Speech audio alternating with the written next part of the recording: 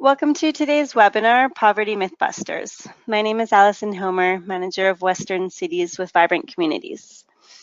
Today's webinar will introduce the City of New Westminster's Poverty Mythbusters, a report designed to raise awareness of poverty by calling out and countering myths using facts and stats. Tristan will speak to the city's approach to this report, their inspiration for content, and to data collection and dissemination strategies. Featuring challenges and lessons learned, content should be helpful to poverty reduction practitioners interested in developing awareness campaigns and reports in their own communities. So with that, I'd like to introduce our speaker for today. Tristan Johnson is a senior policy analyst with the City of New Westminster. Tristan's been with the city as a planning analyst since 2013. He's been involved in the research, development, implementation, analysis, and evaluation of many city policies and strategies, including the secured market rental housing policy, family-friendly housing policy, and poverty reduction strategy. Tristan's a registered professional planner with membership in both the Canadian Institute of Planners, CIP, and Planning Institute of BC, PIBC. He's also a keen data survey and research enthusiast. I'll hand it over to Tristan for the first part of this webinar. Hello, welcome to my webinar. I hope everyone can hear me clearly. Unfortunately, at our City Hall here, I do have a shared office. I put a do not disturb sign on my door, but hopefully there's no background noise, but I'll do my best to keep it clear. So I'm going to talk about the Poverty Mythbusters document. And first, I have to give some context about New Westminster. So New Westminster is a city within Metro Vancouver. It's the third largest and most populated metro area in Canada.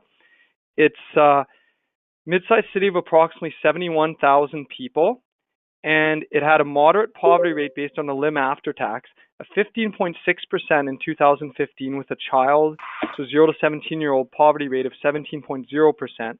And a seniors, so 65 plus years old, poverty rate of 18.8%. So this is based on the census data. So there is some poverty in our community like other communities across Canada.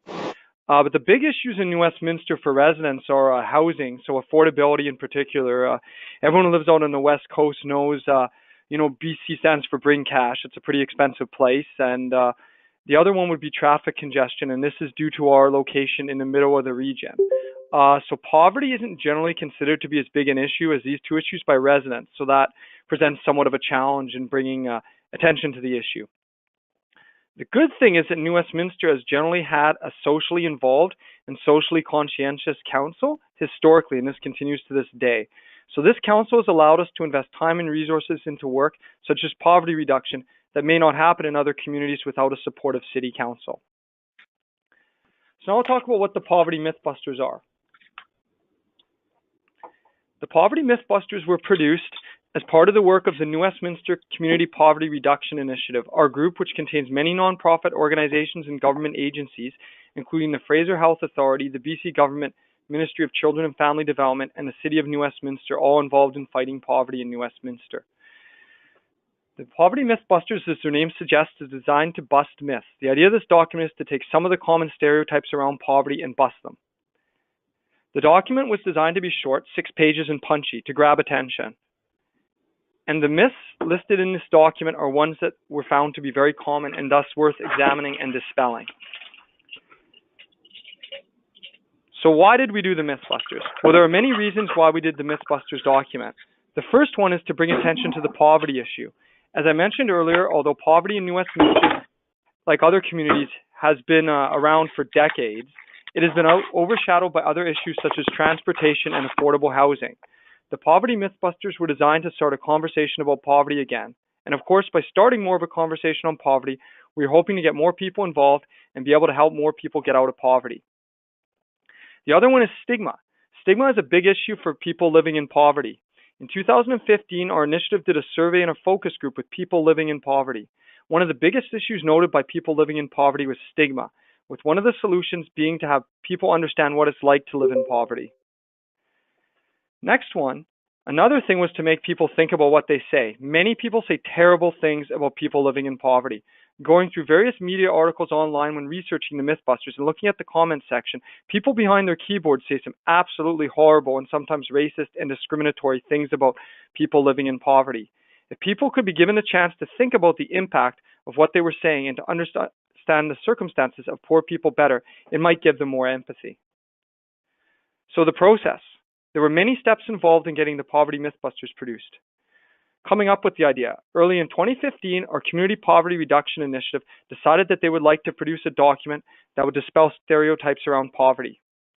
A lot of the work involved detailed research of poverty stereotypes, which I will discuss in more detail. We also did limited consultation to get feedback on the Poverty Mythbusters document, which I will also discuss. Finally, in fall 2016, we completed the Poverty Mythbusters. We then promoted the Poverty Mythbusters after they were completed, which I will discuss in more detail later in the presentation. So research. Looking for what? This research was primarily conducted by me. It was very in-depth. The things I was looking for included the following items. Commonly held poverty stereotypes. Which poverty stereotypes were mentioned the most in music, media, online comments, documents, etc.? Important issues. Which poverty stereotypes related to important poverty issues that were getting attention, such as the living wage? This research was also done to look at examples of how to refute stereotypes, methods employed, examples, videos, documents, media campaigns, etc. And this research was also done to determine which statistics or facts were being used elsewhere to refute stereotypes. So research, looking where? During the research, 46 documents of various types were reviewed. Here are some of the sources that I reviewed. Music videos and TV shows. Music videos often speak to some of the views of persons who have been discriminated against. Rap and hip-hop music in particular articulate the experiences and discrimination faced by people living in poverty. Some of the artists whose songs were reviewed included Everlast, Akon, and Tupac Shakur. There were also some TV shows, primarily from the United Kingdom, such as Benefit Streets, that provided insights into how the media portrays poverty. Second source, media articles and online comment sections. Media articles about poverty were also a good source to see how poverty is portrayed. The online comment sections provide a very valuable look into how people feel about poverty, because people tend to be very brave behind a keyboard and speak their mind. The online comment sections were where I found many of the stereotypes. News agencies such as CTV News and CBC News had many articles with these comments. Videos and reports by persons with lived experience. Videos and reports by persons with lived experiences provided good opportunities to actually hear what people with lived experience were saying. There were many websites, including Vibrant Calgary, that had videos and reports in which people with lived experience spoke about poverty on their own terms. Next one, for our own focus groups and survey. Our community development worker from the MCFD, so BC Ministry of Children and Family Development, conducted focus groups from July 2014 to March 2015 with 19 persons with lived experience of living in poverty in New Westminster to get their perspective on poverty issues. There are also 15 surveys filled out by persons with lived experience in New Westminster. We also looked at other Mythbuster documents from various sources. These provided good information on what data could be used to challenge various stereotypes, as well as ideas of how to best combat these stereotypes from a promotion point of view. So I mostly looked for research in Canada, but there was also good information on poverty stereotypes from other countries, particularly the UK, but also the United States.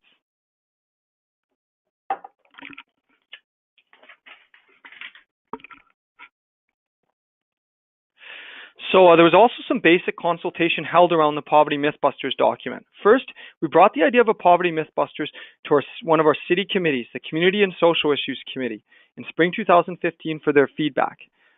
This committee consists of a council member and many community members. They encouraged us to move forward with our idea of a Mythbusters document. We also brought the Poverty Mythbusters document to our Community Poverty Reduction Initiative multiple times for continued refinement. Now the promotion. We also used many avenues to promote the Poverty Mythbusters, with much of the promotion occurring in fall 2016. Through our city page ads that the City of New Westminster buys every week in a local newspaper, the New Westminster Record, we placed a different myth every week from October 24th to December 5th, 2016 in a local paper, both online and in print. All of these myths were also reviewed weekly during this period through the city's weekly online newsletter, the City Page Online. Our poverty reduction website was also a place where we put up the Mythbusters document. As we can see below with this example from First Call, social media was also important. Some of our poverty reduction committee members also posted and hyped up our Mythbusters on social media, including Facebook. Our Mythbusters were also promoted on Twitter by First Call BC, as our timing corresponded with the timing of their child poverty report card. So speaking of timing was a very important part of this promotion of this document. The timing of the release of the Mythbusters was designed to build around the time of our community poverty reduction strategy going to City Council for endorsement in November 2016 to generate more publicity for the strategy. It was also designed to coincide with the charity season, early Christmas 2016, to encourage donations to poverty reducing, alleviating organizations, and also to coincide with the timing of First Call's Child Poverty Report Card, which gets significant media attention in British Columbia.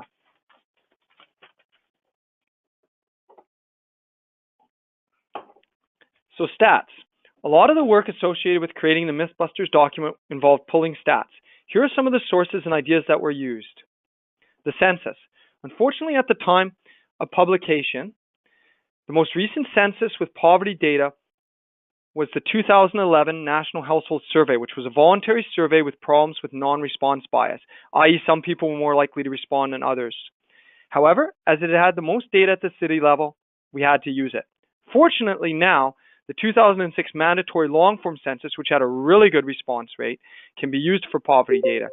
Census data is needed for various data on income by occupation, income on work activity, and poverty, racialized poverty, etc. Second, tax filer data. Tax filer data is very useful and it provides very good up-to-date information. It's released annually on incomes by family type and at census tract, so basically neighborhood, and city levels. Unfortunately, tax filer data does not have much information on work activity or any information on disability, ethnicity, etc., so we can only use it for some of the stats. Government studies. Some of the data was not available at the local level or from the census or tax filer data. That means we needed to look up government studies on topics such as recognition of foreign qualifications of immigrants. We also used international data from the OECD, which is the Organization of Economic Development and Cooperation, to look up Canada's poverty rates compared with other countries. So we used local City of New Westminster data whenever possible. If this was not possible, we used provincial and national level data.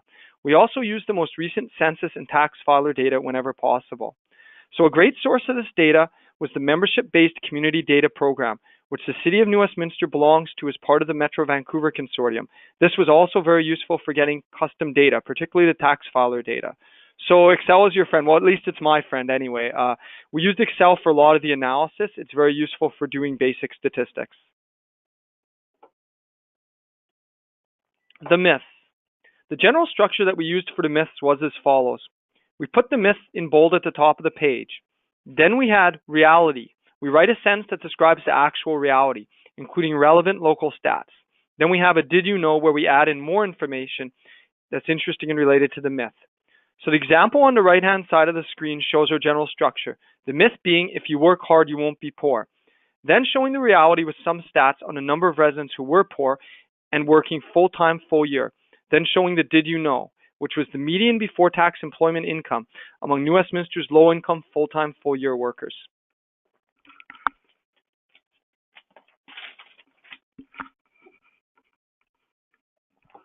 So here are all the myths and the stats used to refute the myths. The first myth was that if you work hard, you won't be poor. The stats used to refute this stereotype were the number of poor, full-time, full-year workers, as well as the median before tax employment income among poor, full-time, full-year workers. The second myth was that poor people are lazy and don't want to work. The stats used to refute this stereotype were the percentage of core working age, so 25 to 54-year-old residents, that were in the labor force, as well as the percentage of low-income labor force participants that wanted to work but were unable to find work. The third myth was that all jobs pay enough to keep people out of poverty. The stats used to refute this stereotype were the number of occupations with median full-time, full-year before tax employment incomes of below $30,000 per year, as well as the number of people working in these occupations, an example of what important jobs people in these occupations do, such as early childhood educators. The fourth myth was that there's no child poverty in my neighborhood area. There's only child poverty in poor neighborhoods areas. The stats used to refute this stereotype were the number of census tracts in New Westminster and Metro Vancouver with at least 10% child poverty and a number of census tracts with at least 100 poor children. Oops, I went one too ahead. Sorry. We're going through the rest of the myths. So the fifth one is that child poverty only occurs in single-parent families. The stats used to refute this stereotype were the number of children 0 to 17 years old in poor two-parent families, the percentage of poor children and youth who were in two-parent families, and the child poverty rates for children in single-parent and couple families. The sixth myth was that poor people are the cause of their own poverty. It's their own fault. I use stories about how people may fall into poverty to refute this stereotype. For example, a family has just immigrated to Canada. The father, an engineer, and the mother, a doctor, have foreign credentials that are not recognized in Canada. They take jobs working at a food court to make ends meet. I also use stats on the number and percentage of low-income residents that have a disability. The seventh myth was that poor people are uneducated. They should just go to school and get some skills. I used a variety of stats to refute this stereotype. The stats that I used included the percentage of poor residents with a post-secondary education, the number of students using the food bank, and the percentage of recent immigrant men and women with university degrees that were working in low-end jobs. The eighth myth was that there's nothing that we can do about poverty in our community. I provided a long list of examples of volunteer, charity, and listening actions to help prevent, alleviate, and reduce poverty. For example, donate to and volunteer at breakfast, education, and literacy programs for children to ensure that children have the best possible start at life as a way of preventing poverty. I also provided stats on child poverty rates in other countries, example, the really low child poverty rates in Denmark and Finland, and data on the number of certified living wage employers in British Columbia.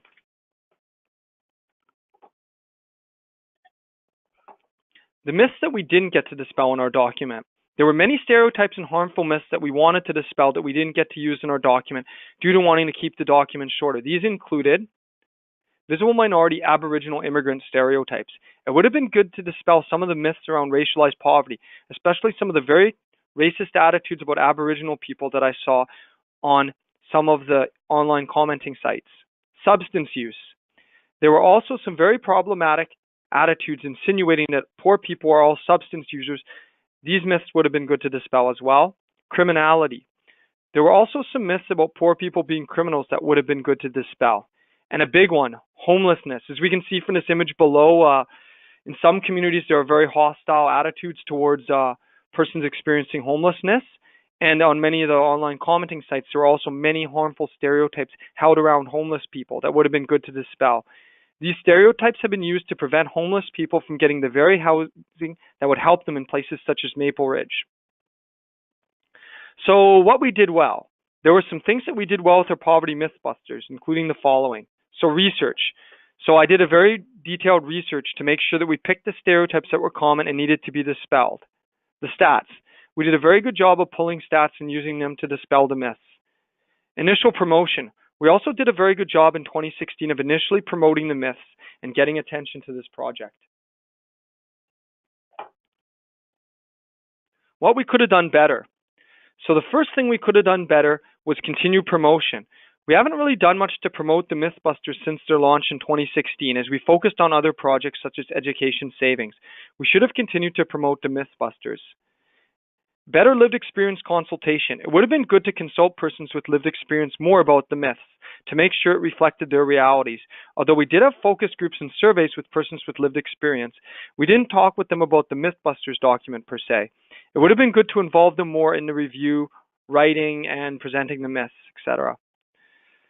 Interactivity. It would have been good to find some way to make the myths more interactive, such as doing a quiz, for example.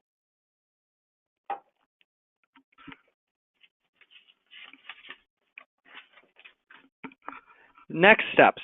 So the Poverty Mythbusters are just one step in raising awareness and increasing action on poverty reduction in New Westminster. Here are some of the other steps that we are working on. Public Awareness and Education Working Group. We are starting up a subcommittee of our poverty reduction initiative entitled Public Awareness and Education Working Group.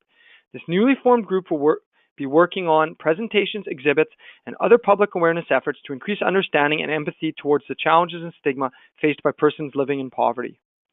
Poverty simulation. We are considering doing a poverty simulation in which local residents, businesses, and elected officials try to navigate living in poverty during a one-day event. We recently contacted Greater Sudbury Public Health, who have provided us with great ideas for their own poverty simulation last year. If a poverty simulation is feasible with our limited resources, so our initiative is a work that's kind of done off the side of everyone's desk, so sometimes it's challenging to do larger projects. We're going to look into doing a poverty simulation either at the end of this year or early next year. Another great idea, something we could work on, is an exhibit or art on poverty. We're also hoping to do some exhibit, art, media on poverty or a new media gallery at the Anvil Center, which is a city-owned facility. We have yet to determine what this would look like, but hopefully the art, photo, medias, etc. could be done by persons with lived experience. Any advice on this topic would be helpful. We know that the Chatham-Kent Prosperity Roundtable in Ontario have done art exhibits in the past on poverty. So this image on the bottom is an example of the storytelling and images of real live people experiencing poverty done by the BC Poverty Reduction Coalition.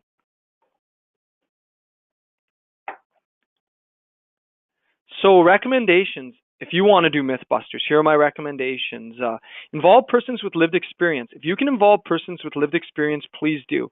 It will make the final product more authentic. They can help shape the document. They can inform the stereotypes. Maybe they could even do writing, create some videos, music, poetry, art, etc. to help get the ideas across. Providing them with an honorarium for their help, I think, is a good idea. You know, I think that's very important for any poverty project, as a matter of fact.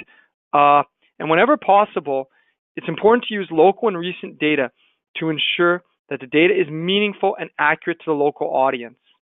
Context counts. It is important to understand your local context so that you can pick stats around issues that matter most to the community in relation to poverty.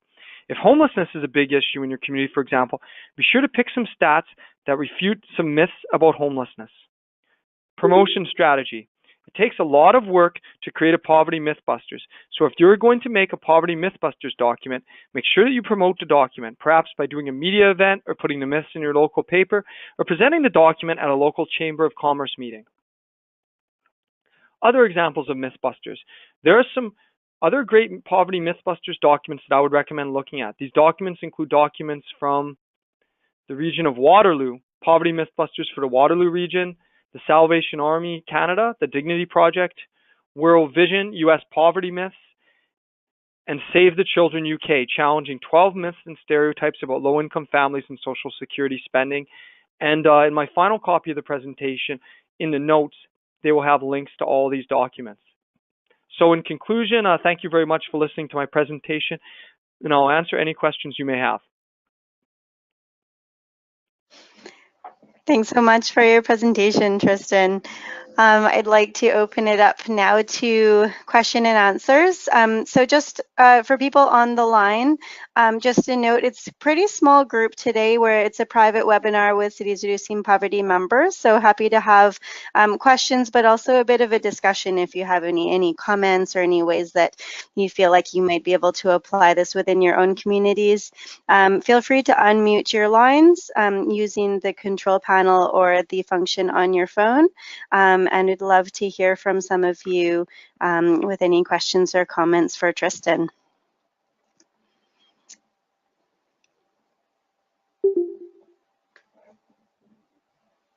Tristan, it's Anne in Williams Lake. Could you tell us a little bit more about how you publicize the Mythbusters, both the document and also in terms of your did you have a media campaign, or how did you get the information out more publicly to the broader community?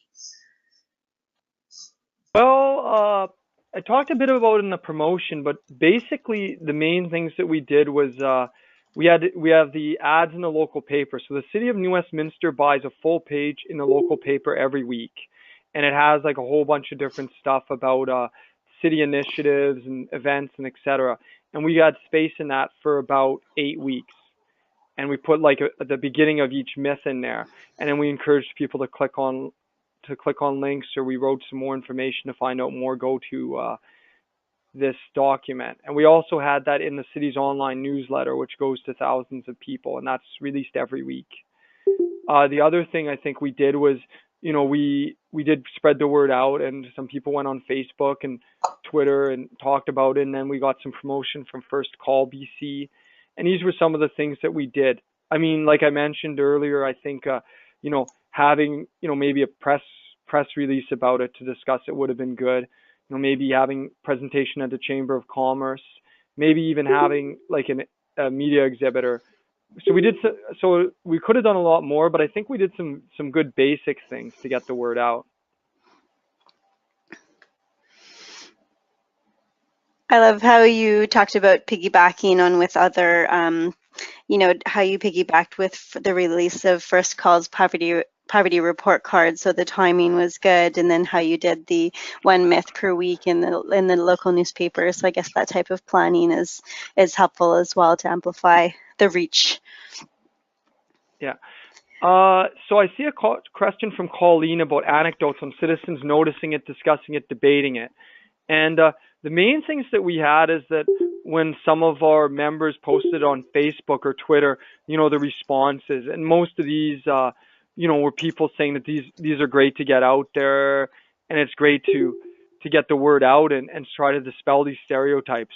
Unfortunately, it was challenging to have like traction beyond that because other issues kind of blew up. Like we've had a lot of housing issues in our community, people getting booted out of their housing for landlords to renovate the units and such like that. And so the issue unfortunately took a back seat. And that's the real challenge is that there's always a lot going on. So capturing in the long term is a real challenge. In the short term, it did get a lot of comments. And so I'll look at Marag. Sorry if I pronounced your name wrong. Marag's question now. Do you feel that the document has been successful in building community awareness?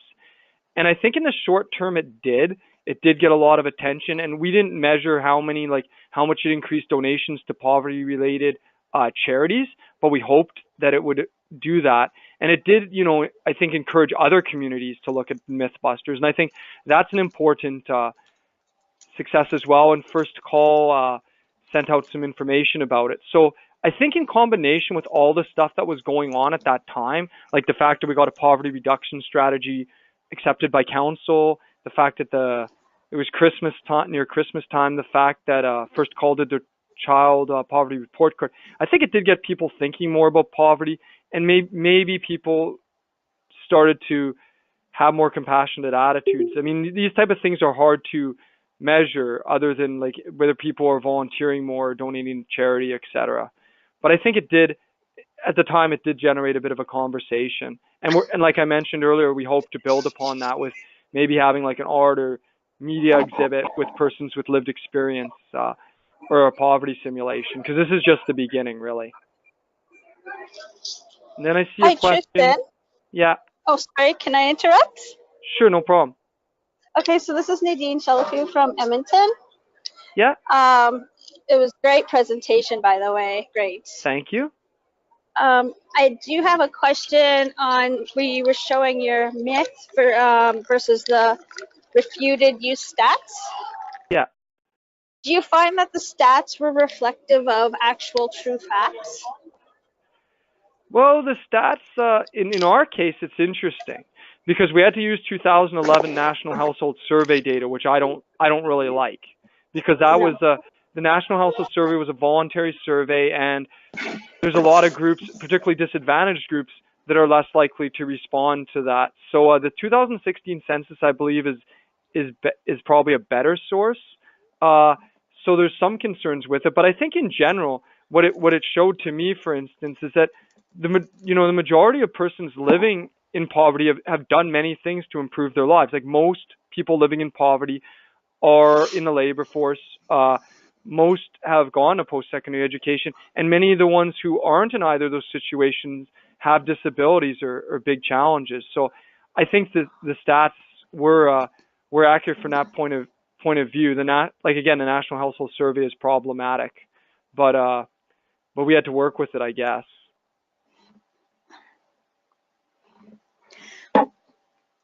I had a question about the stats as well, Tristan. So now we have the 2016 census data to work with, so that's great. You said that some of the stats you accessed for free online, and others you got through the Community Data Consortium.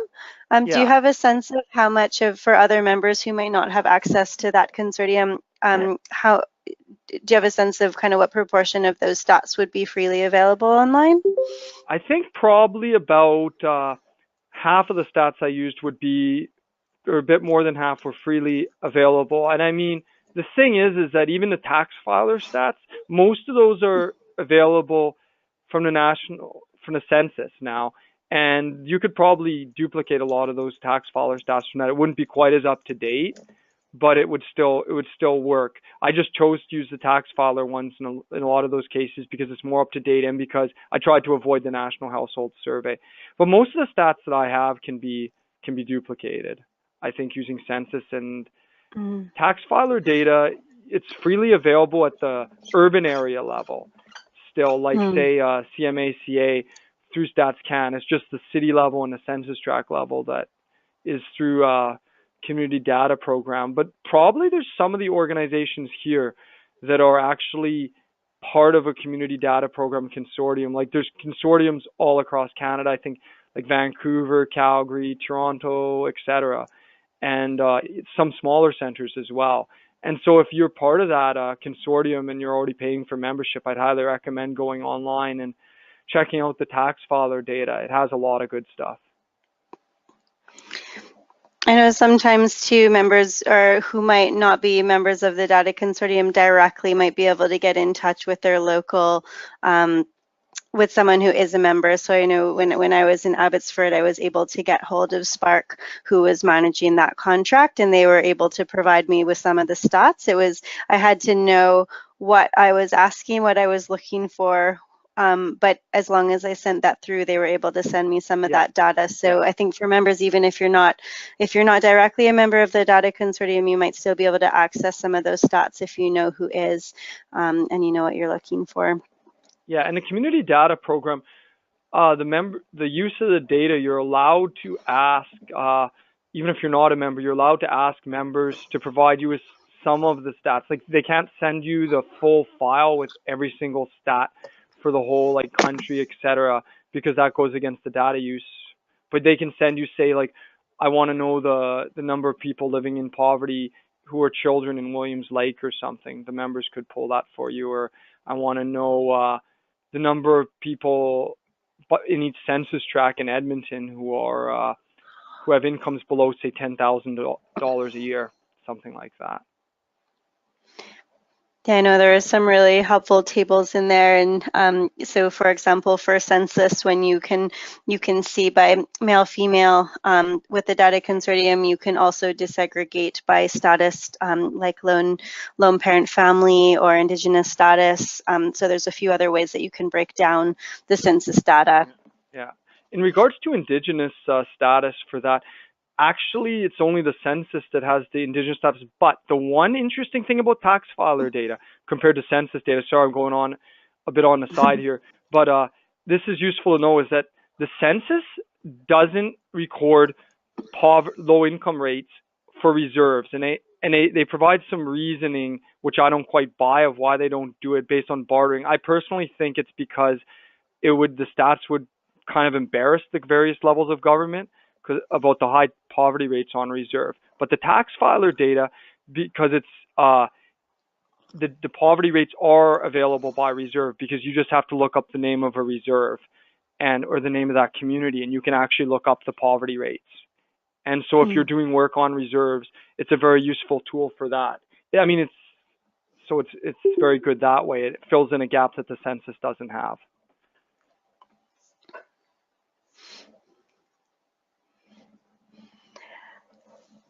I had another question. Also, when you were talking about ways that you could make the document more interactive, you mentioned maybe a quiz as an option. How would you see that presented? Would that be like a quiz on the city website, or what are some ideas that you had around making it more interactive that way? Yeah, well, a quiz, you could have it on a website, or if you're having a meeting where, like, let's say you're presenting to a group, like a business, like a chamber of commerce or something, where maybe their expertise is not around poverty, or like a school board or a bunch of teachers, you could have it as an icebreaker at the beginning of a presentation, like, hey, would you give like a multiple choice and say, like, the percentage of people living in poverty in my community is like what, 1 in 20, 1 in 10, 1 in 2, 1 in 100, something like that, and then provide some and then do a check at the end, and that would be a good learning experience. You know, I do think another way to kind of make it more interactive would be to do it through, like, United Way, for instance, has a online poverty simulation, and you got to make different decisions to make it through the month. I think it's called Make It Through the Month. And you know, at each step of the way, you could have some sort of stat that about people living in poverty, like they do on theirs, and that's like another way of doing it. The online stuff takes a little bit of work, and we didn't quite have the capacity to do it at that time. But if you do have the capacity, it would make it more interesting.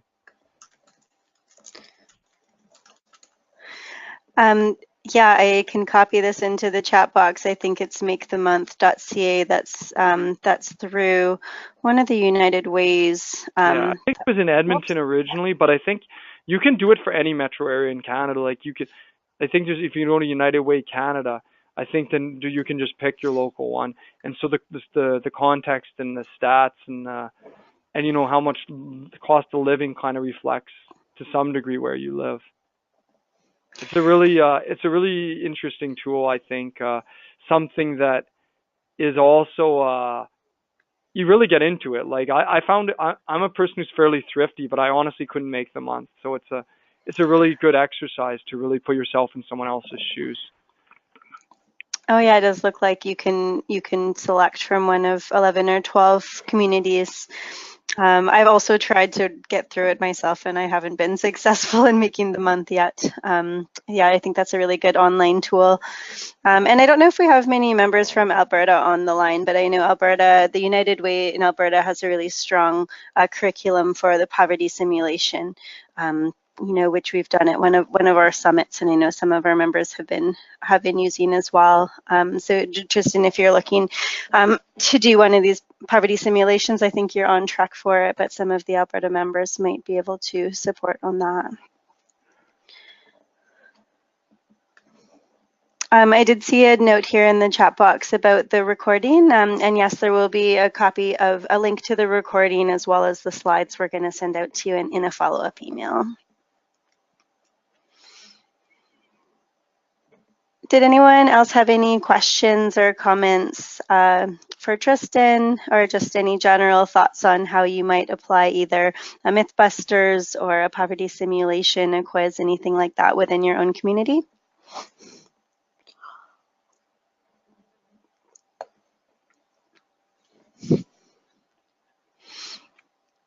Feel free to unmute your line if you're on mute, or to type into the chat box. Yeah, and Allison can send out my email address if you want to get in touch with me to ask further questions or have like a one-on-one conversation about it. I mean, I found the one-on-one conversations I've had with various groups about things such as education savings and you know, poverty simulations, I've really learned a lot from that, and I've been able to kind of delve into, like, you know, issues their community might face or my community, and we're able to kind of troubleshoot together.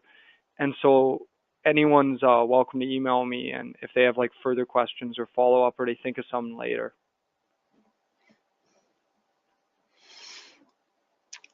See, Monica here is saying she'd like to use the information for a combined learning for groups to focus on poverty for staff with a combination of their materials and this project. I think that would be very good. The main thing, I think, in terms of the myths would be to take wherever community you're located. Do you know which community Monica's from? I'm not sure.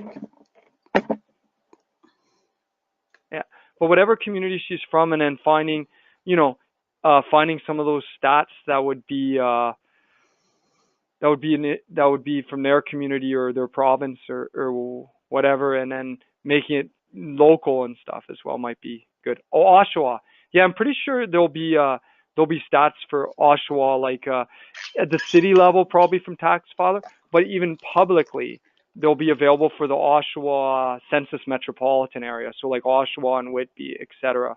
They'll be available on the StatsCan website and from the census. So there should be plenty of good data to kind of make the case about the issue in your community as well. And that's great if members can reach out to you directly on this. I know you like digging for stats as well. So I guess even if members are looking for stats from their own communities, maybe they can get in touch with you and you can help them Sure, find no them. I know problem. within the Mythbusters document you do link your sources to each stat that you use. So if anyone wants Yeah, to work backwards from that, it's a good way to see whether you can find that using the same source. yeah, and in terms of it, like the National Household Survey, there's the census has has the updated one, so 2016 census page, and I'm hoping at some point, if there's interest among maybe the larger group, because it seems to be something people are interested in, is doing a webinar at some point on just like data sources and stuff, because Mm-hmm. it's fairly that's something that's fairly specialized, I guess, and but it's very useful, especially when you're talking to like business people and funders and stuff. They want this type of they want the numbers as well as part of the story. I can also put together, so you shared 4 or 5 other Mythbusters documents that you referred to in creating this one. Yeah. So I can share those links as well. The themes that you were not able to include with New West, just in the interest of keeping it concise, you mentioned things like racism, substance use, criminality, and homelessness. Did some of those other documents address those themes? In terms of those particular ones, I believe some of them did. I'm just going to do a real quick jot through that, but I believe that quite a few of them. I don't know if homelessness was addressed in that. I believe Salvation Army one did address, because Salvation Army has a lot of shelters through the country. So I believe that they worked Mm-hmm. on that particular item. Mm-hmm. But the other ones, yeah, a lot of it. The one from Britain, the Save the Children UK, it was just a lot of. There's a lot of these poverty shows. I guess people call it poverty porn or whatever in the UK, where people create these exaggerated shows about poverty and this idea that everyone on this particular street, like they had this one show and they said, oh, like 5% of the people on this street are working, but that someone from a newspaper actually went to interview and it was actually 50% of the people on the street were working. So Mm-hmm. there's yeah, there's definitely some information in other sources. The Salvation Army would probably be the best one for the homelessness. I believe the region of Waterloo one has some info on racialized poverty. Okay. Yeah, I love how you looked beyond New Westminster and looked across Canada and looked internationally. So not just at how individuals think about poverty, but also how the culture of how we think about it and how it's portrayed in the media. And then you pulled that back into the local context and chose your myths based on what was going on in New Westminster. So I wouldn't have thought about looking into rap music. Sorry. Oh, I just looking how you said you're reading, rap music lyrics and reading comments. Yeah. It's very creative. And well, I think that's the thing is that when we're looking at, I think when you're looking at something like poverty, I think it's important to not just look at the academic literature, because that only provides like one point of view. And typically persons who are in the academic world, they may have grown up in some cases with more privilege and they may not have that lived experience. They may be good at researching, but when you're watching actual videos, like there's one on the Calgary Poverty Reduction Initiative called Breaking the Stigma of My Community in Calgary. I can send you the link for that one. And when you have it, you're hearing about the stereotypes from actual people who are experiencing it, that's like pretty meaningful. And when you're listening to the various other lyrics and stuff from the music, I just felt like I had to go kind of further and to kind of look at it and see what the stereotypes are and not just make the assumptions on my own.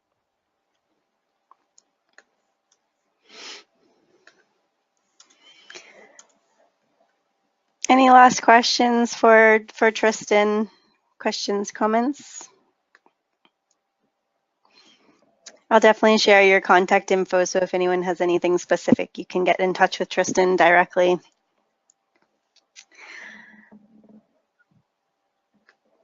All right, well, let's move on to some closing announcements. So we do have an upcoming webinar, Financial Empowerment Ecosystem Model, with Marlene from Prosper Canada.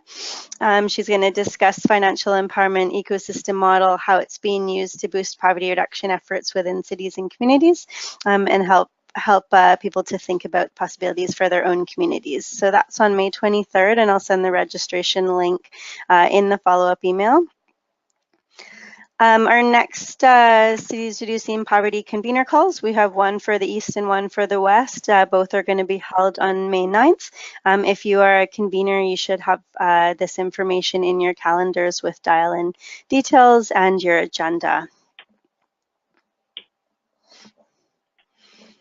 If you haven't seen it already, we released the 10 guide for engaging people with lived and living experience in poverty reduction work. This guide was informed by the 10 advisory committee and was written to support poverty reduction groups to meaningfully engage people with lived and living experience in the work. The guide celebrates the potential that can be unlocked when these individuals are included and empowered to drive anti-poverty work. That resource can be found online. We have a couple of upcoming events as well. Citizens at the Centre is coming across Canada, a series of one-day events from Halifax through Vancouver, May 1st to May 7th.